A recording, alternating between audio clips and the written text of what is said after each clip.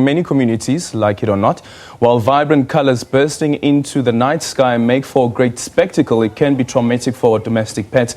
Petitions to ban fireworks are always prevalent at this time of the year. There's also this call for bans around South Africa to become a firework-free country. Is that something that can happen in this country? Well, now we're going to have a conversation with the SPCA's Public Relations Officer, Meg Wilson. Good evening and welcome to The Full View.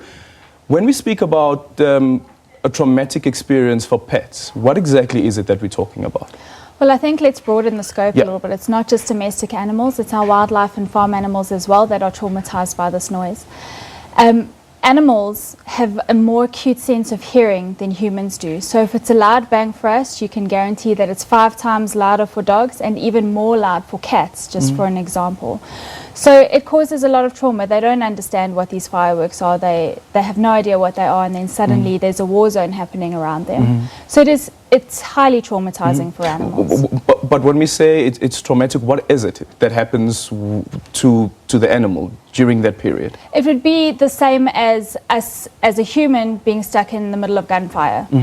It's a huge loud noise. It's unnatural. They don't understand what it is, and it is so loud that it just causes them to go into fight or flight mode. Fight mode, they can turn aggressive on their owners, and flight mode, obviously they just want to get away from the noise, so they jump through windows, they jump over fences, palisade fences often get stuck in them, and they run away, and that's why we have a huge stray animal issue at this time of the year. And how do we deal with that, or how should we be dealing with that?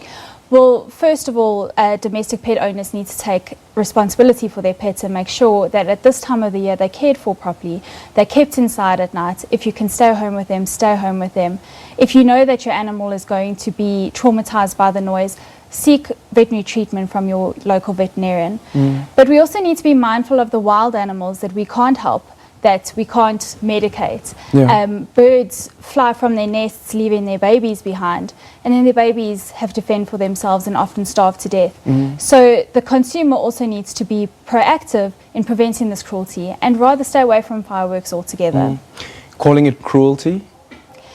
It can be cruelty. I don't think it's deliberate cruelty. I don't think a person, I mean, aside from those people that do shove fireworks into dogs' mouths and other orifices, I don't think anyone's setting off fireworks to cause cruelty, but cruelty does happen as a result. So if that's the case, then there must be something, a legitimate call from some communities that are arguing that let's ban fireworks if it's so traumatic for our pets, for instance, if it's so traumatic for wild animals, as you just indicated, and also describing it as cruelty, then why not do away with it? Absolutely, and we agree with that. We wish we could do away with fireworks. And some municipalities have got it right. It's all dependent on the bylaws around the country in the various provinces.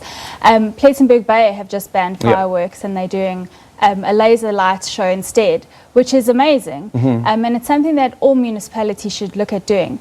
Another problem is the enforcement of the bylaws. So even if the bylaws do exist that you cannot light fireworks if you're at a residential area and that there's only designated areas that this can happen, people are still lighting it and there's absolutely no enforcement. And unfortunately, we wish we had the mandate. We don't have the mandate, and we don't have the manpower either to enforce that. I think what's interesting about the Plettenberg story is how this was community activism. It was actually the community that decided that we are going to push for a petition, and this petition will then be served on the municipality and eventually led to the entire ban of fireworks. Absolutely, and if every community could be as proactive as the Plet community is, then maybe we would get it right around South Africa.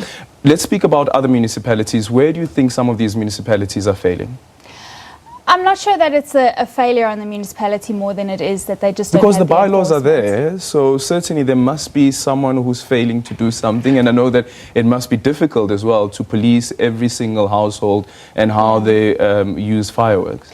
I think it's just a South African issue. If you look at crime as well, a lot of crime isn't enforced, or crime acts aren't enforced because we don't have the manpower or the resources in the country.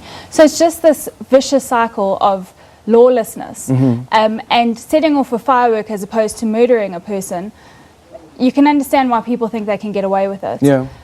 So if we could just improve the enforcement, if communities could get involved in community policing forums, for example, and to really lobby to their local municipality to have this outlawed, then maybe we would get somewhere. I was actually speaking to a colleague earlier on, and she said that the complex where they live in, there was an email that was sent out to all the residents that, hey, listen, these are some of the things that you need to be taking into consideration during this period because of all the fireworks, and they're thinking about your domestic pets as well.